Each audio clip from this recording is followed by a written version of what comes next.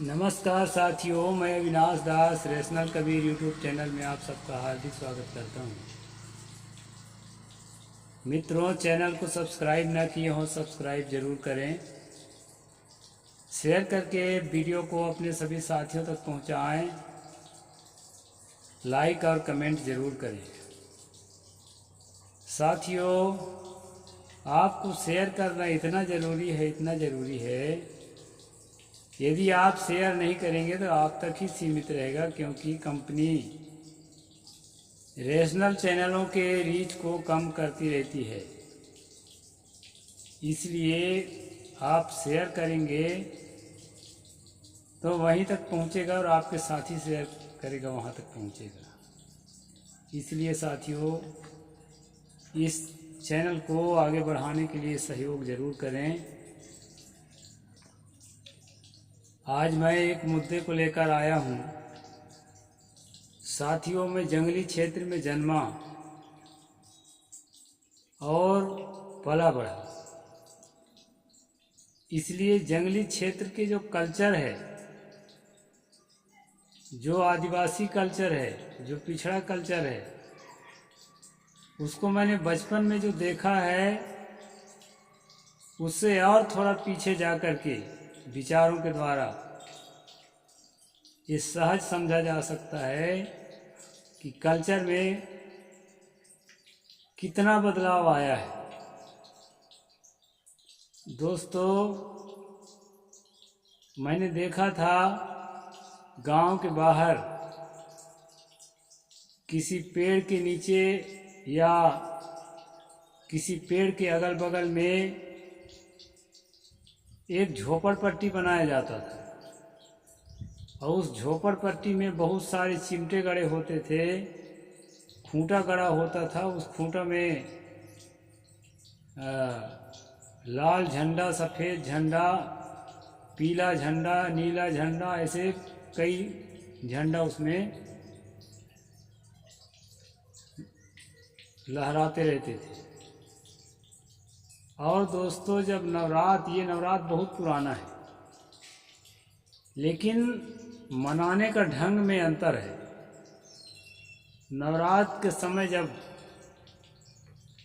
आता था तो उसमें जवारा बोते थे, बहुत सारा जवारा, और जो आदमी जवारा बोते थे अपना अपना, वो अपने तरफ से बोते थे, और जो जवारा बोता था वही जोत जलाता था, उसमें दिए जलते रहते थे। और साथियों, मूर्ति नहीं होती थी उसमें मूर्ति लगाने की जो परंपरा है वो बहुत बाद में आई है। मुश्किल से 25 से 26 साल गुजरा होगा, मूर्ति की परंपरा धीरे धीरे आई है। और हमारे इलाके में दोस्तों, खासकर शहडोल, अनूपपुर और डिंडोरी, मंडला, गौरेला, पिंडरा, ये सारा इलाका, इधर जो है ये मूर्ति लगाने की, दुर्गा की मूर्ति लगाने की परंपरा बहुत पीछे से आई है, जबकि गणेश की परंपरा आ चुकी थी। शायद मैं पिछले साल कुछ बुढ़ों का इंटरव्यू लेकर के और इस पर वीडियो बनाया भी था, तो उसमें केवल जवारा बोते थे और 9वें दिन बकरा काटते थे। बकरा काटना अच्छा है ऐसा मैं नहीं कह रहा हूँ, किसी भी प्राणी का हिंसा करना बहुत गलत है, लेकिन ऐसा करते थे। ये परंपरा मैंने बचपन में देखा। इसके बाद जब रीवा से, इलाहाबाद से, उधर से कुछ ब्राह्मण ठाकुर आके बसे हुए थे, वो जब पुराने होते चले गए तो दोस्तों उन्होंने मूर्ति को शामिल किया। कुछ ब्राह्मण थे, कुछ ठाकुर थे, कुछ बनिया थे, ये 3 जाति के लोग थे। इन लोगों ने मूर्ति को शामिल किया उसमें, दुर्गा का मूर्ति। गणेश का मूर्ति भी कब चालू हुआ ये तो मैं नहीं कह सकता, लेकिन चालू हो चुका था उनके आने के पहले, उनके वर्चस्व में आने के पहले। आने तो मेरे जन्म के पहले से आए हुए थे वो लोग, लेकिन जो है आदिवासियों और पिछड़ों का वहाँ दबदबा था। और धीरे धीरे जब इनका वर्चस्व हुआ तो मूर्ति जो है दुर्गा की मूर्ति चालू किया गया। और दोस्तों, रामलीला, खजरी ताल और चोरहट में रामलीला के पार्टी थे जो खूब मज़ेदार रामलीला करते थे, उनको ला करके उसी बीच में और चालू किया गया। उनको आने जाने का खर्चा बस दिया जाता था और खाने को हर रोज़ जो है एक आदमी बदल बदल कर देता था। और जिस दिन खाने को देने वाला कोई तैयार नहीं हुआ तो वो पार्टी उठकर चली जाती थी। रामलीला पूरा हो चाहे ना हो, तो डर दिखाया जाता था कि लीला पूरा नहीं करने से ये होगा, गांव में अकाल पड़ेगा, ऐसा होगा वैसा होगा। तो जो भी संपन्न आदमी है तो उसको माला पहनाता था राम को, राम की मूर्ति को, जो किरदार को। और माला पहनाने का मतलब कल का भोजन उसकी तरफ से होगा। इस तरह से जो है वो हलवा पूरी सब खा खा के और मौज करते थे। तो दुर्गा पूजा इस तरह से विस्तार करी है दोस्तों। ये गरबा औरवा तो मुश्किल से मुझे लगता है हमारे इलाके में आया हुआ 15-16 साल हुआ होगा। नहीं, गरबा औरवा को, डांडिया वांडिया को जानते ही नहीं थे, रामलीला को तो जानने लगे थे। तो ये सारी चीज़ें निरंतर परिवर्तनशील हैं और अभी अभी आई हैं। आपको भले लगता है कि ये जो है बहुत प्राचीन है, सतयुग से चले हैं, त्रेता युग से चले हैं, द्वापर युग से चले हैं, एक कौनों युग से नहीं चले। ये सारी परंपराएं मुश्किल से 30-35 साल के अंदर विकसित हुई है, खासकर हमारे इलाके में। भारत के अन्य इलाके में रहा हो उसके लिए मैं नहीं जानता, लेकिन हमारे इलाका में ये सारी परंपराएं अभी अभी के हैं। और हमारे गांव के आसपास के लोग, मैं जब बचपन में था उस समय कोई जानता ही नहीं था कि हम हिंदू हैं या ईसाई हैं, मुसलमान, कुछ नहीं जानते थे। अपनी जाति तो थी, अपनी अपनी जातियों को जानते थे, जातियाँ थी, इस बात को मैं मानूंगा, लेकिन धर्म नहीं था। कोई किसी धर्म में नहीं था। सब मुर्गी बकरी खाते थे, मछली खाते थे, दारू भी पीते थे। भाई अशिक्षा में, अज्ञान में फंसा हुआ आदमी कैसो भी खाएगा पिएगा। तो इस तरह से कल्चर रहा है। तो साथियों, धीरे धीरे धीरे धीरे ब्राह्मणों ने दिमाग में भरा कि तुम हिंदू हो, शूद्र जाति के, आदिवासी जाति के हो, पिछड़ा वर्ग जाति के हो, लेकिन शूद्र जाति के हो, ब्राह्मणों को सेवा करो। ये देखो, ये किताब में लिखा है, वो किताब में लिखा है, ब्राह्मण धरती के भगवान है। इस तरह करके धीरे धीरे दोस्तों लोगों के दिमाग में ये भरा गया है। जिनके इलाके में 2-4 पीढ़ी से फंसे हुए हैं, बुरी तरह से रंग गए हैं इस रंग में ना, उनको ज़रूर बुरा लगेगा। लेकिन मैं अच्छी तरह से जानता हूँ, मैं 51 का मेरा शरीर है, 50 कंप्लीट हुआ है। तो इस थोड़े ही दिनों में मैं अच्छी तरह से जानता हूँ दोस्तों, ये हिंदू धर्म हमारे इलाके का धर्म नहीं था। शादी में ब्राह्मण नहीं लगता था, बच्चा पैदा हुआ तो ब्राह्मण नहीं लगता था, सब अपने से नाम रखते थे। शादी में जब ब्राह्मण रखना शुरू किए, शुरू में तो बभन कजा बोलते थे, बभन कजा कराए, फलाना तो बभन कजा कराया है कहते, एक अजरज टाइप के सोचते थे। इस तरह से परंपरा है दोस्तों। तो ये आदिवासी लोग जो ये कहते हैं कि हम मूर्ति पूजक नहीं हैं, प्रकृति पूजक हैं, तो हो सकता है ये कुछ तो है। क्योंकि जवारा जब बोते थे तो जवारा एक पौधा है, गेहूं को बो देते हैं तो उसकी पूजा करते थे, लेकिन उसमें मूर्ति नहीं रहती थी। तो आदिवासियों में प्रकृति पूजा, पिछड़ा वर्ग के लोग भी आदिवासी ही हैं, वो सरकारी खाते में चाहे जैसा भी हो, लेकिन हमारे यहाँ जो पिछड़ा वर्ग वाली जातियाँ हैं और आदिवासी जातियाँ हैं, और हाँ एससी जातियों से घृणा जरूर करते थे, ये गलत था, बहुत गलत था। लेकिन आदिवासी और पिछड़ा जो है एक दूसरे के घृणा नहीं करते थे, शरीर छुआ लेते थे, छुआ हुआ तो नहीं खाते थे। तो आदिवासी भी पिछड़ों के छुआ नहीं खाते थे, यानी उसके छुआ वो भी नहीं खाता था, उसके छुआ वो भी नहीं खाता था, लेकिन एक दूसरे का शरीर छुआ जाता तो नहीं नहाते थे। लेकिन एससी वर्ग जो चमार इत्यादि जाति जिसको कहते हैं, उनको छुआ के नहाते थे, ये गलत था, उसमें सुधार आया है। तो ये जो कल्चर है दोस्तों, हमारे इलाके का कल्चर शुद्ध मूल निवासी कल्चर था। कुछ गलतियां थी अशिक्षा के कारण, जैसे छुआछूत मानना, और जो है अंतरजातीय विवाह तो अभी भी नहीं होता उधर, कोई भाग के उड़ के जो है कर ले वो अलग चीज़ है, लेकिन मनोराजी से स्वेच्छा से अभी मैं देखने को नहीं पा रहा हूँ कि कोई अंतरजातीय विवाह करे सब सभा में आकर के। लव मैरिज कोई कर लेता है चोरी छुपी, वैसा तो होता है। तो ये चीज़ जो है दोस्तों, मैं इसलिए इस वीडियो को बना रहा हूँ कि ब्राह्मणी कल्चर बहुत नई है हमारे इलाके।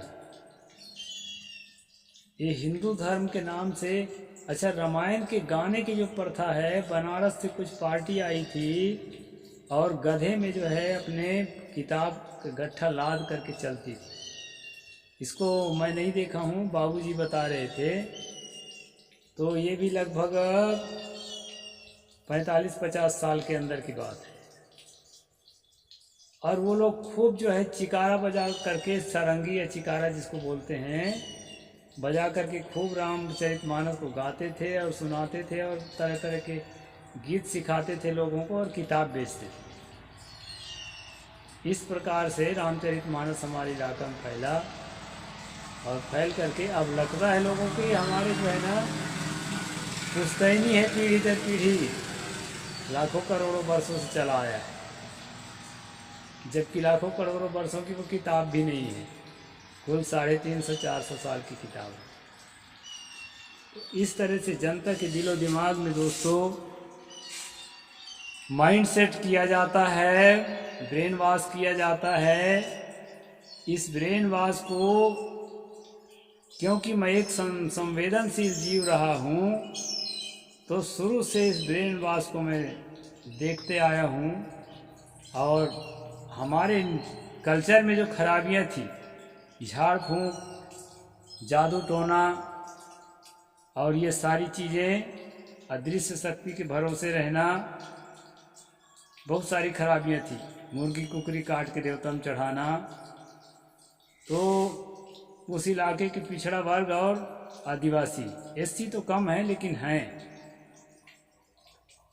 ये दो परंपरा के लोग हैं दोस्तों। अभी इनमें मैं देख रहा था कि उनमें कोई अंतर नहीं है कल्चर में, एक समान जीवन शैली है और सब कुछ है। तो इसको मैंने आंखों से देखा। तो ये बताना कि हमारा जो है प्राचीन काल का युगों का धर्म है हिंदू धर्म, ये बताना पूरी तरह से गलत है। और मेरा तो भाई पूरा याद है कि हम बचपन में किसी प्रकार के हिंदू नहीं थे। हम लोग जो है केवल जो थे तो थे आदमी भाई आदमी, इतने जानते थे। मेरे जानते जानते में जो है हिंदू शब्द लिखना शुरू किया गया और अपने आप को हिंदू कहना शुरू किया गया। और हमारे मूल कल्चर है, हमारे यहाँ की भाषा जो बोली है, भाषा तो नहीं कहना चाहिए क्योंकि उसका व्याकरण नहीं है। हमारे यहाँ जो बोली जाती है दोस्तों, उसमें के शब्द हिंदी में नहीं मिलते, अंग्रेजी में नहीं मिलते, संस्कृत में नहीं मिलते। बहुत सारे शब्द हमारे अलग हैं और उन शब्दों का मैं अभी आपसे बात कर रहा हूँ, उन शब्दों का कहीं कहीं पर प्रयोग हो जाता है। तो क्या उसका अर्थ है कि कई ऐसे शब्द हैं जिसको मैं हिंदी में उसका क्या शब्द बोलना चाहिए नहीं खोज पाता। तो ये कल्चर जो हमारा मूल निवासियों का है, ये किसी भी प्रकार से हिंदू मुसलमान ईसाई जैसे में से कोई में से नहीं है। ये स्वतंत्र कल्चर है। इस कल्चर को हमें पहचानना चाहिए।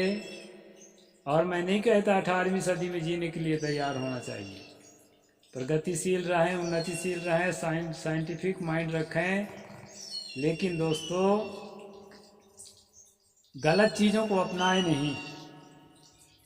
निर्जीव पुतरा पुतरिया की पूजा करना, सम्मान आरती करना, ये मूर्खतापूर्ण है। मैं तो कबीरपंथी हो ही गया हूँ। हमारे यहाँ वैसे ही नहीं माना जाता है इसको सही।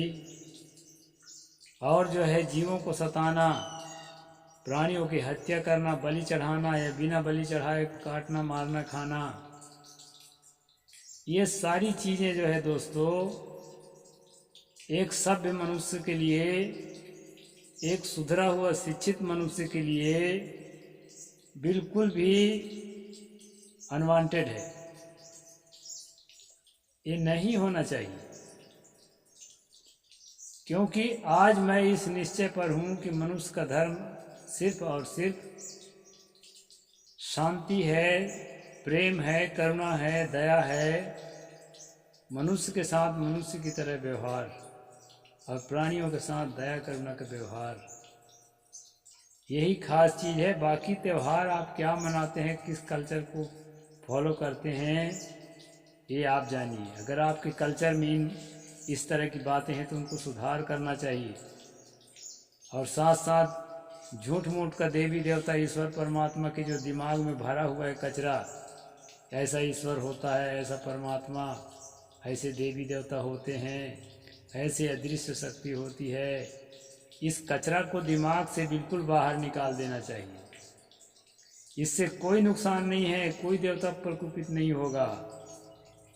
मुझे बरसों बीत गए कचरा को बाहर निकाले, लेकिन आज तक कोई देवी देवता, कोई अदृश्य शक्ति मेरे ऊपर प्रकोपित नहीं हुआ और न मेरा कुछ नुकसान किया।